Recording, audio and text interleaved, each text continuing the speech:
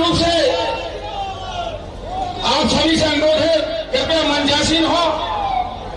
जो हमारे कार्यकर्ता कुछ कह रहे हैं, थोड़ा सा हमारे सभी जिलाध्यक्ष जी आदरणीय भाई साहब, मैं आपको अवगत कराना चाहता हूं। जरूर जिलाध्यक्ष जी को आमंत्रित करता हूं।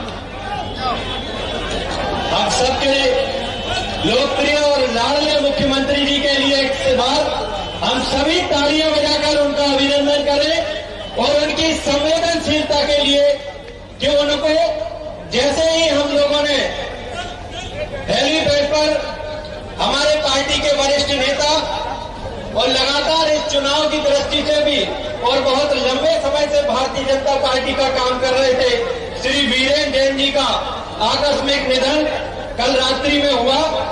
मैं माननीय मुख्यमंत्री जी की संवेदनशीलता को धन्यवाद देता हूं कि उन्होंने कहा कि ना तो मैं इस सभा में माला पहनूंगा, ना अपना स्वागत कराऊंगा। एक कार्यकर्ता का भाव आज माननीय मुख्यमंत्री जी ने हम सबके सामने प्रस्तुत किया है। मैं बहुत बहुत अभिनंदन माननीय मुख्यमंत्री जी का करता हूं। भाई साहब, थोड़ी सी जो बैरिकेड हमारे पत्रकार साथी खड़े हैं, बैरिकेड थोड़े से पहले रहे, वहीं खड़े रहेंगे, बस अंदर नहीं आएंगे। वहां पे बैठने की व्यवस्था, शुभम जी बैठने की वही व्यवस्था करा दो सभी पत्रकार साथियों का।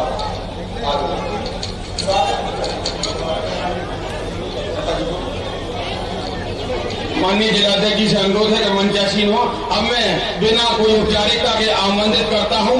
आप सभी जो जिनका बेसब्री से इंतजार कर रहे हैं, इस क्षेत्र की सागर क्षेत्र की लोकप्रिय प्रत्याशी, हम सबकी बड़ी बहन आदरणीय श्रीमती लता वानखेड़े जी आ रही हैं आप सबके बीच में। हम सबके बीच अपनी बात रखने, जरा जोरदार तालियों से स्वागत करें। बोलिए भारत माता की, भारत माता की, भारतीय जनता पार्टी जिंदाबाद, भारतीय जनता पार्टी जिंदाबाद।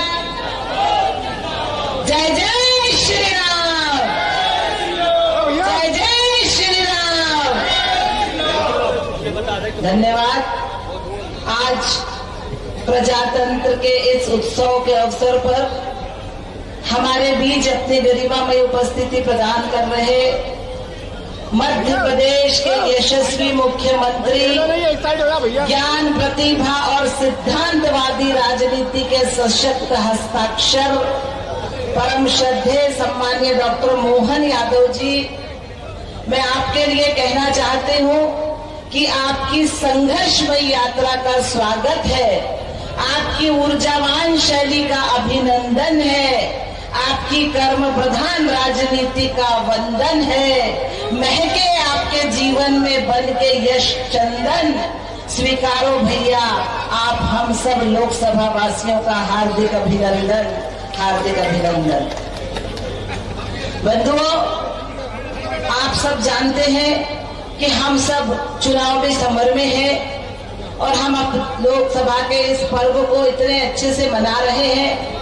आज उसी परिप्रेक्ष्य में हमारे बीच उपस्थित हमारे बहुत ही लाडले लोकप्रिय मंत्री परम सम्मानित श्री गोविंद सिंह राजपूत जी, हमारे संभाग के प्रभारी सम्मानित मुकेश चतुर्वेदी जी, हमारे के जिले के अध्यक्ष सम्मानित श्री गौरव सिरोठिया जी, सम्मानित राज बहादुर सिंह जी सांसद, श्रद्धेय मंच, इतनी बड़ी संख्या में उपस्थित सभी मतदाता भाइयों बहनों, मैं आप सबका बहुत बहुत अभिवादन करती हूँ, बहुत बहुत अभिनंदन करती हूँ। बंधुओं, आप सब जानते हैं कि हमारे देश के यशस्वी प्रधानमंत्री, युग जननायक, भारत के भाग्य विधाता, हिंदुस्तान के क्षितिज पर दैदीप्यमान हस्ताक्षर माननीय नरेंद्र भाई मोदी जी ने इस देश की तकदीर और तस्वीर को बदलने का काम किया है। आज हम जब 2014 के पहले का भारत देखते हैं और 2014 के बाद का भारत देखते हैं तो हमें बदला बदला नजर आता है हमारा भारत। विकास दिखता है, विकास महसूस किया जाता है, विकास बोलता है, विकास को बताने की आवश्यकता नहीं है। आज हमारे देश के यशस्वी प्रधानमंत्री जी ने देश के सोच के स्केल को बढ़ाने का काम किया है। परिवारवाद की राजनीति को खत्म किया है, भ्रष्टाचार की राजनीति को खत्म किया है, जातिवाद की राजनीति को खत्म करके विकासवाद की राजनीति को प्रतिष्ठित करने का काम किया है। बंधुओं, आज हमारे प्रधानमंत्री जी ने 14 वर्षों में गरीबों और वंचितों की सेवा करने वाला भारत बनाया है, नारी शक्ति को संबल प्रदान करने वाला भारत बनाया है, युवाओं के सपनों को साकार करने वाला भारत बनाया है, किसानों के कल्याण का भारत बनाया है। ये नया भारत है, ये माननीय मोदी जी के सपनों का भारत है, ये हमारा स्वर्णिम भारत है। और इस भारत को बनाने में हम सबको अपना महत्वपूर्ण योगदान देना है, क्योंकि हमारे प्रधानमंत्री जी कहते हैं मेरी सरकार का एक ही धर्म भारत, मेरी सरकार का एक ही संविधान, मेरी सरकार का एक ही धर्म इंडिया फर्स्ट, मेरी सरकार का एक ही धर्म ग्रंथ भारत का संविधान, मेरी सरकार की एक ही भक्ति भारत भक्ति, मेरी सरकार की एक ही पूजा 125 करोड़ देशवासियों का कल्याण, और मेरी भारत की सरकार की एक ही कार्यशैली सबका साथ, सबका विकास, सबका विश्वास और सबका प्रयास। हम संविधान को लेके चलते हैं। आज हमारे यशस्वी मुख्यमंत्री हमारे बीच में पधारे हैं, उन्होंने विकास की गति को और आगे बढ़ाया है। मध्य प्रदेश में विकास की जो गाथा लिखी गई है, मध्य प्रदेश में विकास का जो इतिहास लिखा गया है, उसको गति देने का काम हमारे भाई डॉक्टर मोहन यादव जी ने किया है। वो निरंतर जिस दिन से मुख्यमंत्री बने उन्होंने एक भी दिन विश्राम नहीं किया, निरंतर लगे हैं भारत मध्य प्रदेश को स्वर्णिम मध्य प्रदेश की ओर अग्रसर करने में। जितनी भी केंद्र सरकार की योजनाएं चल रही हैं उसमें हम अव्वल स्थान पर आए हैं, ये हमारी उपलब्धि है। बीना के लिए जो सबसे महत्वपूर्ण कार्य हमारी सरकार ने किए हैं, हमारे प्रधानमंत्री के कर कमलों से 50,000 करोड़ के निवेश से भारत पेट्रोलियम द्वारा पेट्रोकेमिकल हब का कार्य प्रारंभ हो चुका है। इसमें निकले अनेक बाई प्रोडक्ट से प्रदेश में हजारों कारखाने स्थापित होंगे और पूरे प्रदेश के लिए नौजवानों को रोजगार के सुनहरे अवसर प्राप्त होंगे। बीना नदी सिंचाई परियोजना को पूर्णता की ओर है। बीना विधानसभा के अनेक गांव में जमीन 100% सिंचित हो चुकी है और जो गांव शेष रह गए हैं उन्हें भी इस योजना से जोड़ा जा रहा है। एक और सिंचाई योजना हनोता सिंचाई योजना का कार्य पूर्णता की ओर है। इस योजना से बीना विधानसभा के करीब 90 गांव के कृषकों को सिंचाई का लाभ मिलेगा। केंद्र सरकार की टोटी के माध्यम से गांव-गांव में शुद्ध पेयजल की योजना का कार्य तीव्र गति से चल रहा है, ये आप सब देख रहे हैं। केंद्र और प्रदेश सरकार की द्वारा बीना को 6 ओवर ब्रिज प्रदान किए गए हैं, जिसमें 3 पूर्ण हो चुके हैं, 3 का शेष काम तेज गति पर चल रहा है। बीना जंक्शन की रेलवे स्टेशन की 141 करोड़ की लागत से नवीनीकरण का कार्य प्रारंभ हो चुका है। बंधुओं, ये हमारी बहुत बड़ी उपलब्धि है। बीना के बढ़ते यातायात के लिए रिंग रोड बनाने की आवश्यकता है, जो हम माननीय मुख्यमंत्री जी से इसका निवेदन कर रहे हैं। खिमलासा को राजस्व तहसील घोषित करने की हम माननीय मुख्यमंत्री जी से आचार संहिता के बाद करने के लिए अपील कर रहे हैं। मंडी बामोरा और खिमलासा को नगर पंचायत का दर्जा देने की हम माननीय मुख्यमंत्री जी से निवेदन कर रहे हैं। भानगढ़ और मंडी बामोरा में महाविद्यालय खोले जाने की हम माननीय मुख्यमंत्री से अपील कर रहे हैं, प्रार्थना कर रहे हैं।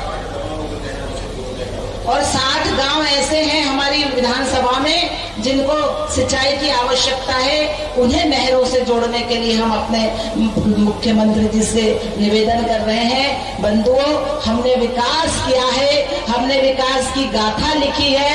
हमारे मुख्यमंत्री जी कहते हैं कि हमने मध्य प्रदेश की तकदीर बदलने की कसम खाई है, हमने मध्य प्रदेश की तस्वीर बदलने की कसम खाई है। अरे ये निकम्मे कांग्रेसी क्या रोकेंगे मध्य प्रदेश प्रदेश के विकास के बढ़ते कदमों को।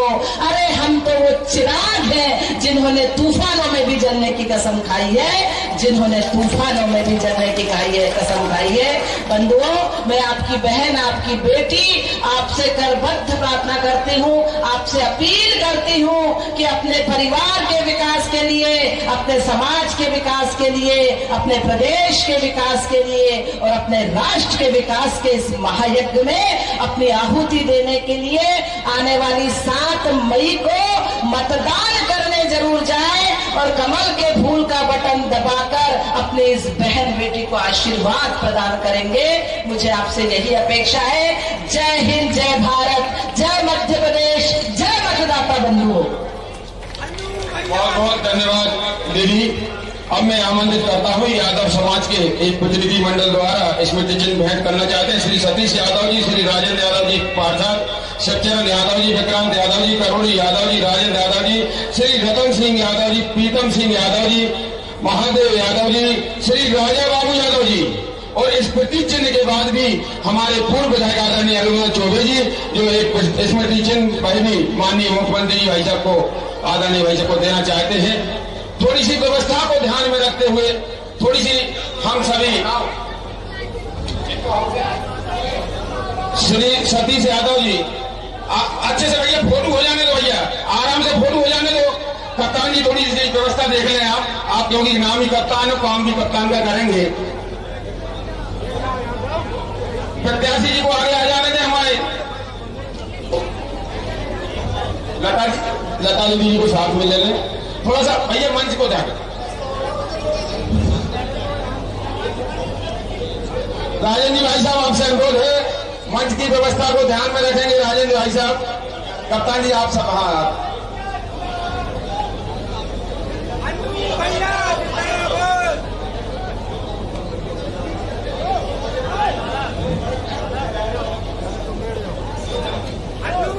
राजेश जी थोड़ा सा बस।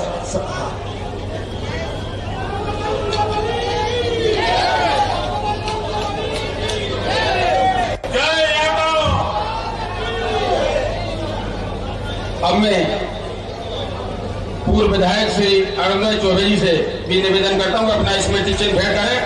अब मैं इतनी तपती धूप में आप चिन्ह का इंतजार कर रहे हैं। उज्जैन की धरती के लाल महाकाल के भक्त, हम सबके बड़े भाई, बड़े सुहृद और सरल, जो मुख्यमंत्री बनने के बाद भी हम सबको ऐसा लगता है कि कहीं हमारे बड़े भाई है, हम सबके बीच के, हम सबके नेता है।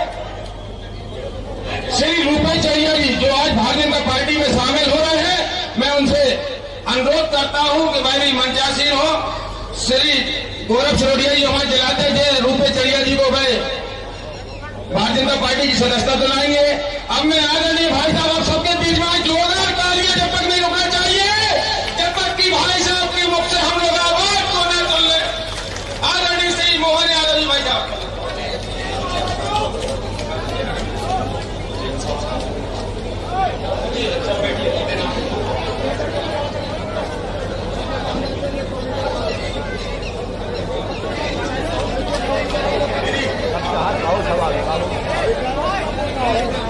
बोले भारत माता की, भारत माता की। आज मैंने स्वागत का मना किया, जैसे आपकी जानकारी भी है, हमारे पूर्व नगर पालिका उपाध्यक्ष और भाजपा के वरिष्ठ नेता स्वर्गीय वीरेंद्र कुमार जैन जी का अचानक हार्ट अटैक से निधन हो गया।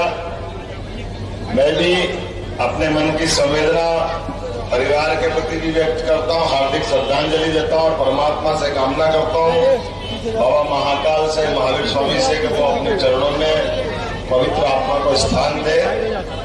चुनाव की इस मेला में आज जिस प्रकार से बीना में एक होड़ लगी है, होड़ कैसी लगी है? सूर्य देवता से कह रहे, सूर्य देवता आप जितना ताप देना चाहो, जितनी गर्मी डालना चाहो डालो, ये बहादुर चुनाव की गर्मी से आपका मुकाबला करने के लिए तैयार है। ये भाजपा के रणबांकुर है। भगवान का आशीर्वाद हम सबके बीच में। जरा आप हमारी बात सुन लो भैया, आप ही के लिए आए हैं।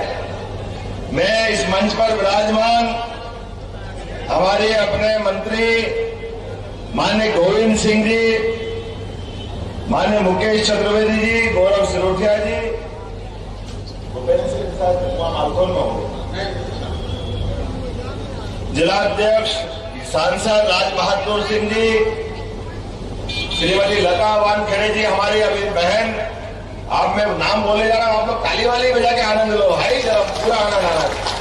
श्री श्याम तिवारी जी, धर्मू राय जी, विनोद पंथी जी, महेश राय जी, अरुणोदय चौबे जी, मनोज शर्मा जी, शशि किथोरिया जी, लता सकवार जी, उषा राय जी, और मंच पे नाम तो बहुत सारे हैं, मुकेश चतुर्वेदी जी, सबके लिए जोरदार तालियां बजा दो। अपने जितने मंच पर बैठे नेता सबका अभिनंदन।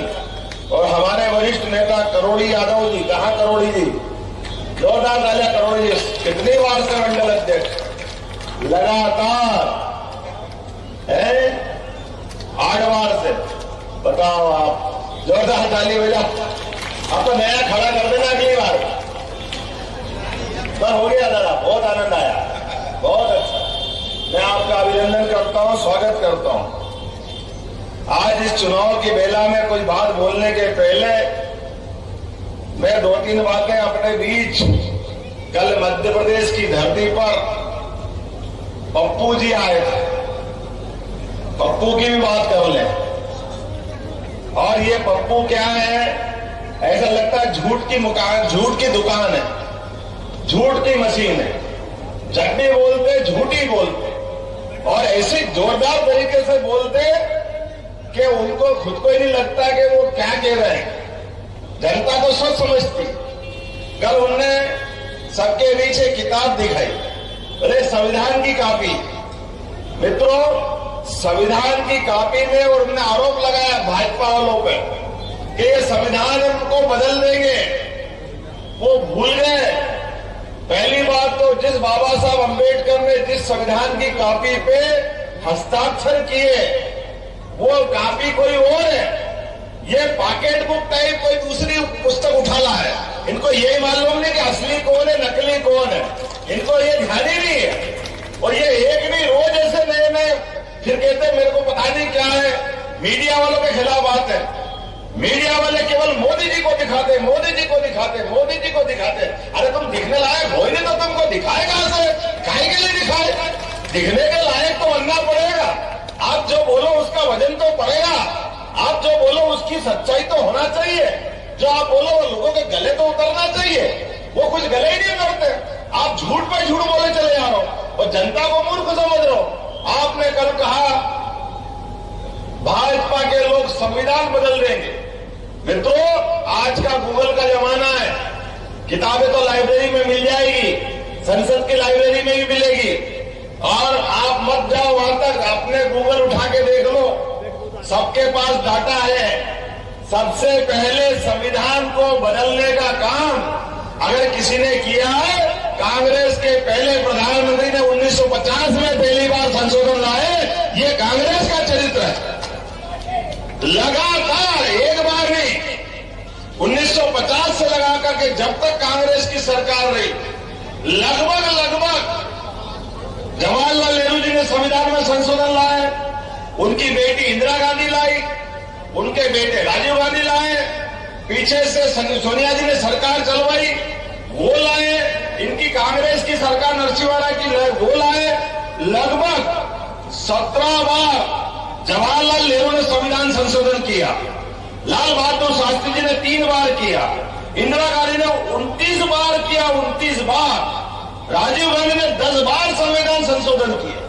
तो जो ये लगातार लगभग 100 बार संविधान खुद संशोधन करे और दूसरे पे आरोप लगाए, डूब मरना चाहिए, ऐसी भाई क्या बोलना चाहिए, ऐसी नादानी बात करने के लिए। चुनाव जीतने के लिए लोगों का दिल में संपर्क होना चाहिए, दिल पे राज होना चाहिए जनता का। जनता आपको सिर माथे पे बिठाए तो जनता आपको पसंद करे, अब जनता आपको पसंद करे नहीं और आप अपना ठीकरा फोड़ते हो मीडिया के माथे, आप ठीकरा फोड़ते हो अपने नेताओं के माथे। आप याद करो 2014 के पहले सरकार किसकी थी? सरकार कांग्रेस की। और कांग्रेस की सरकार को कांग्रेस के कर्मों ने हटाया। कांग्रेस के कर्मों ने कैसे हटाया, अंदाज लगाओ इस बात का। 2003 से 2013 तक पूरे देश के अंदर और जब से आजादी हुई 1947 के समय से एक नासूर छोड़ दिया था कांग्रेस की तत्कालीन समय की सरकार ने धारा 370 लगाकर। तो एक अशांत प्रदेश जम्मू कश्मीर जैसा देवताओं के लिए भी स्वर्ग से सुंदर राज्य था, लेकिन वह जान करके धारा 370 लगा करके अलग हटाने का प्रयास किया। परिणाम क्या आया? परिणाम यह आया कि 40,000 निरपराध लोगों की हत्याएं हुई है। सेना के, पुलिस के, हिंदू मुसलमान सब लोग मारे गए। और ये मंगलसूत्र की बात करने के लिए एक नेत्री बोलती कांग्रेस की, जरा उनको बताना पड़ेगा 30,000 मंगलसूत्र टूटे तुम्हारी गलती के कारण। 30,000 लोगों के निरपराध हत्याएं हुई। ये पाप अगर किसी के माथे है तो कांग्रेस के माथे। कांग्रेस को माफी मांगना चाहिए कि धारा 370 पे जब भी बात होती थी कांग्रेस ने कहा कैसे हटा देंगे, देश में खून की नदियां बह जाएगी, ये हो जाएगा, वो हो जाएगा। अरे हमारे यशस्वी प्रधानमंत्री नरेंद्र मोदी जी के लिए जोरदार अभिनंदन करो। पूरे देश में इस करण को हटाने का किसी को यश मिला है तो ये प्रधानमंत्री नरेंद्र मोदी जी को मिला है, जिसने बगैर कोई झटके, बगैर कोई दिक्कत के इतना बड़ा अपराध, इतनी बड़ी झंझट एक झटके के साथ मुक्त की। और हमको इस बात का गर्व है। इस चुनाव की बेला में अगर हम उल्लेख नहीं करेंगे तो कब करेंगे? हमने पहला वोट दिया था कि देश के अंदर आतंकवाद नहीं होना चाहिए। देश के सीमाओं पर हमारे सैनिकों का सर काट करके पाकिस्तान के सैनिक ले जाते थे और वो फुटबॉल खेलते थे। और ये प्रधानमंत्री कहते हैं मैं क्या करूं, इसमें पाकिस्तान का हाथ है, हम क्या कर सकते हैं? तुम कुछ नहीं कर सकते, तुम हाथ पे हाथ धर के बैठे रहोगे। ये पुलिस में भर्ती होने वाले जवान, ये सेना में भर्ती होने जवान, ये सारे देश के लोग अपने वोट से चुन करके आपके हाथ मजबूत करते हैं। भाई साहब, अगर आप अपने आप को इतना कमजोर मानोगे तो चुनाव में आते ही क्यों? बड़े दुर्भाग्य के साथ कहना पड़ रहा है। जो बात 1947 से कहते ये 2013 तक कहते रहे और हमने कहा था कि हमारी सरकार बनेगी, समर्थ सरकार बनेगी, 56 इंच के सीने वाले की सरकार बनेगी। और डंके की चोट एक बार भूल गया पाकिस्तान कि ये बालाकोट कर दिया, 40 सोए हुए सैनिकों की हत्या कर दी, वो तो करके चला गया, लेकिन भूल गया कि अब मनमोहन सिंह की सरकार नहीं है, कांग्रेस की सरकार नहीं है। नरेंद्र मोदी जी को मालूम पड़ा, देश स्तब्ध रह गया। मोदी जी ने डंके की चोट, क्योंकि मोदी है तो मुमकिन है, डंके की चोट उन्होंने कहा पाकिस्तान ने बहुत बड़ी गलती कर दी, पाकिस्तान को इसकी कीमत चुकाना पड़ेगी। और पाकिस्तान के घर में घुस करके वो आतंकवादियों के हड्डे पसले तोड़ करके उनके आतंकवादी अड्डे समाप्त करने का काम किया। जोरदार अभिनंदन करो हमारे अपने यशस्वी प्रधानमंत्री का। दुनिया का तीसरा देश बन गया भारत इस घटना के बाद, जो अपने देश के अंदर होने वाली आतंकवादी घटना के आधार पर किसी भी देश के अंदर घुस करके आतंकवादी घटना का मुंह तोड़ जवाब दे करके हमारी सेना का शौर्य पराक्रम को नमस्कार करने के लिए तैयार हुए।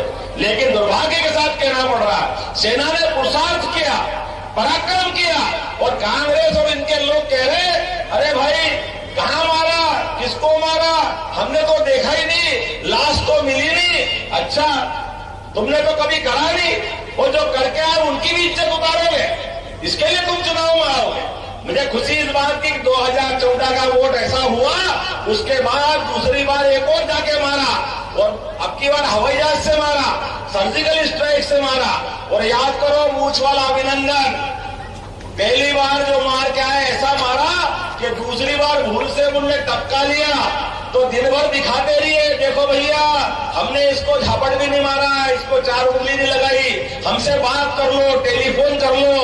मोदी जी ने कहा नहीं, हमारे घर के अंदर तुम्हारे आके आतंकवादियों ने अगर आके मारने की हिम्मत की है तो हमने उन आतंकवादियों को मारा है, लेकिन अब भूल से हमारे सैनिक को हाथ लगा लिया तो अगर एक सैनिक पे हाथ लगा 1000 जाके मारेंगे, 1000 तुमको छोड़ेंगे नहीं पाकिस्तान। तुम्हारी वो हालत करेंगे कि नक्शे से पाकिस्तान मिटा दें। और मुझे इस बात की प्रसन्नता है, बगैर कोई टेलीफोन पे बात करे, बगैर कोई चर्चा किए, बगैर बात के हमारा आदमी हमको मिला। कहा 2013 के पहले सैनिकों का सर काट के ले जाने वाला पाकिस्तान, और कहा बिना शर्त अपना आदमी अपने को देने वाला। और उसके बाद का दिन है, आज का दिन है। लगभग 10 साल से पूरे देश के अंदर एक भी आतंकवादी घटना हुई क्या? 2014 का वोट पहली बार देश की आपकी सुरक्षा के लिए दिया, और दूसरी बार का वोट 2019 में मिला। हम सब गवाह इस बात के। कोविड की खराब बीमारी आई, आप में से किस किस को टीके लगे? हाथ खड़े करके बताना। आप बताना किस किस को टीके लगे? आप में से भी टीके लगे होंगे भाई साहब। जिसको कोविड के समय उम्र 18-16 साल की हो गई, ये नरेंद्र मोदी जी का कलेजा है। पूरे देश को बचाने का काम किया हमारे यशस्वी प्रधानमंत्री ने। और बताओ, कोई 5 पैसे भी लगे किसी के? कोई पैसे लगे क्या किसी के? किसी ने ले लिए क्या? अरे उत्तर दक्षिण पूरा पश्चिम पूरे देश के अंदर सबकी जान बचाने का काम अगर किसी ने किया है तो नरेंद्र मोदी ने किया। दूसरी बार का हमारा वोट वसूल हुआ कि नहीं हुआ? ये सबकी जान बचाने का काम नरेंद्र मोदी की सरकार ने किया। पूरे दुनिया के 200 से ज्यादा देश है, हर देश में टीके को बगैर पैसे नहीं लगाया। हर देश के अंदर अमेरिका में 75,000, इंग्लैंड में 65,000, सबके पैसे लगे। लेकिन नहीं लगे तो एकमात्र देश भारत, जिसमें किसी को पैसे नहीं लगे, सबकी जान बचाने का काम मोदी जी ने किया। और तो और जिनको घर में रोका था, ये कह रहे थे आप थाली बजा के क्या कर लोगे? अरे ताली और थाली बजा करके लोगों की जान बचाई। और जो घर में थे ऐसे 80 करोड़ लोगों को घर के अंदर निःशुल्क राशन पहुंचा रहे हैं माननीय मोदी जी। और आने वाले 5 साल की फिर गारंटी दे रहे हैं। जोरदार तालियां बजाओ। जिनके घर में जिनने गरीबी देखी हो वो ये बात समझेगा। इनकी जमीन पे पांव नहीं रहते कांग्रेस के लोगों की, इसलिए ये इस बात को नहीं समझेंगे, क्योंकि ये बड़े बाप के बेटे, ये खाली बात करते हैं। राहुल गांधी बात करते हैं, ऐसी मजाक की बात करते हैं। हमारी सरकार बनाओ, एक झटके में गरीबी दूर कर देंगे। वाह भैया, तुम्हारी ये झटके में दूर कर देंगे। जरा तुम्हारा इतिहास बताओ तो। इतिहास देखा तो 10 साल तक इनकी मम्मी ने पीछे से सरकार चलाई, सोनिया गांधी ने, वो गरीबी दूर नहीं कर पाई। 5 साल इनके पापा तो सरकार चला रहे हैं, वो दूर नहीं कर पाए। 17 साल इनकी दादी ने सरकार चलाई, इंदिरा गांधी जी ने, वो गरीबी दूर नहीं कर पाए। 18 साल इनके परनामा सरकार चलाते रही है, वो गरीबी दूर नहीं करे। ये उनका नरबहादुर कह रहा मैं सबकी एक झटके में गरीबी दूर कर दूंगा। वारे वाह भैया, कोई रोटी खाता, बाकी तो घास खाते हैं, कोई समझता ही नहीं है। जोरदार तालियां बजाओ नरेंद्र मोदी जी के लिए। इस बात क्या हमारे अपने नेता जो बोलते हैं वो करके दिखाते हैं, खाली वाली बात नहीं करते। और यशस्वी प्रधानमंत्री के लिए इस बीना की धरती पे तो मैं और आभार मानता हूं। हमारी सरकार ने कहा कि हम सबका साथ सबका विकास करके बनाते हैं, खाली बोलने के लिए नहीं। अभी आपने चुनाव में वोट दिया, विधानसभा चुनाव में, और चुनाव के बाद जब सरकारों का गठन का मामला आया तो हमने कहा हम सब वर्गों का ध्यान रखते हैं। हमारे बीच छत्तीसगढ़ से सरकार बनी तो जोरदार अभिनंदन करो हमारे विष्णुदेव साय जी का। पहली बार ट्राइबल के अनुसूचित जाति व्यक्ति को वहां का मुख्यमंत्री बनाया। मध्य प्रदेश में आपके भाई को भी मौका दिया है, मैं आपका आभार मानता हूं। कभी सोच सकते थे क्या? ये वो लोग हैं जिनको मैं जैसे ही मुख्यमंत्री बना तो लोग बोला अरे बाप रे ये कहां से बन गए, तुम कहां से आ गए? वाह भैया वाह, तुम्हारा 30-40 परिवार का तुम्हारा ही ठेका है। अरे भूल गए बाबू, ये भाजपा का समय है और अब भाजपा के साथ जुड़ जाओ। कल तुम्हारी भी लॉटरी लग सकती है, किसी को भी भाजपा मौका देती है। ये सच्चे और तुम्हें लोकतंत्र की स्थापना करती है। ये तुम्हारे एक परिवार में से ही पिताजी सांसद होना चाहिए, मुख्यमंत्री होना चाहिए, उनका ही बेटा बनना चाहिए। ये हमारी पार्टी में नहीं होता है। हमारी पार्टी में तो हर किसी व्यक्ति के लिए, स्वर्गीय अटल बिहारी वाजपेयी जी के लिए जोरदार ताली बजाओ। हमारे परिवार के व्यक्ति जिन्होंने अपने जीवन में सदैव संघर्ष किया लेकिन प्रधानमंत्री बने, उनके कोई बेटे बेटी बने क्या? लेकिन मैंने बताया नाना जी, बेटी, बेटी के बाद बेटा, बेटे के बाद बहू, बहू के बाद फिर बेटा, और जिनका विवाह करके भेज दो। अरे उसके बाद तो सरनेम बदल लो बाबू साहब। बेटी सरनेम भी नहीं बदलती है वोट के चक्कर में। अभी भी गांधी, असली गांधी तो पता नहीं कहां है। वो गांधी जी, महात्मा गांधी के परिवार से कोई संबंध नहीं, केवल वोट लेने के चक्कर और रोज झूठ बोलने के चक्कर। अब कितनी बार इनकी कहानी सुनाओ और फिर कहते मीडिया मेरा साथ नहीं दे रहे। अब मीडिया साथ दे तो दे कैसे? आपने कहा था इसी प्रदेश के अंदर 1, 2, 3, 4, 5, 6, 7, 8, 9, 10, बस 10 दिन के अंदर किसानों का कर्जा माफ नहीं हुआ, झटके से मुख्यमंत्री बदल देंगे। वाह भाई! अरे 13 महीने तक सरकार चलाई, 13 महीने तक। कभी मुख्यमंत्री की बात छोड़ो, एक मंत्री को नहीं बदल पाए। वो झूठ बोलते हैं, ढंग से कैसे बोलते हैं, कितने बेशरम, थोड़ी तो शर्म करो। और आपके इस भाई ने 3 महीने की सरकार चली है, अभी 3 महीने की आचार संहिता लग गई। हमने फैसला किया है कि 3 महीने के अंदर आपके मुख्यमंत्री तो घर में हेलीकॉप्टर उतार दे। आज भी उनका और उनके बेटे का हमने निर्णय किया है। सरकार गरीबों की है और आयुष्मान कार्ड के लिए जोरदार ताली बजाओ। प्रधानमंत्री के लिए 5 लाख तक का बीमा सबका फ्री किया है। और आप चिंता मत करना बहन जी, यहाँ 70 साल से बड़ी उम्र के होंगे, अभी तक वो कोई जाति के हो, कोई धर्म के हो, किसी भी आय वर्ग के हो, इनकम टैक्स देते हो नहीं देते हो, जो भी हो, सबको 5 लाख तक का बीमा फ्री देने का निर्णय माननीय प्रधानमंत्री की सरकार ने किया है। सबको मौका मिलेगा। और उससे आगे बढ़ के हमारी सरकार ने फैसला किया है कि हमारे बीना के हॉस्पिटल में भर्ती कर दो, एम्बुलेंस ले आएगी घायल आदमी को, और बीमार आदमी भर्ती है और किसी कारण से उसको भोपाल पहुंचाना, गंभीर बीमारी है, ग्वालियर पहुंचाना है। अब गरीब आदमी को जान बचाए कि पहुंचाए, कैसे पहुंचाए? तो हमने निर्णय किया है केवल आयुष्मान कार्ड अगर है तो हमारे लिए हेलीकॉप्टर आएगा उस बीमार को ले जाने के लिए, और हेलीकॉप्टर से पहुंचाएंगे। हेलीकॉप्टर जरूरी कि व्यक्ति की जान बचाना जरूरी, ये हमारी सरकार है। तुम तो अपने 50 साल का राजनीतिक जीवन हो गया, 13 महीने सरकार चली, तुमने कभी हेलीकॉप्टर अपने गरीब के लिए उपयोग में नहीं दिया।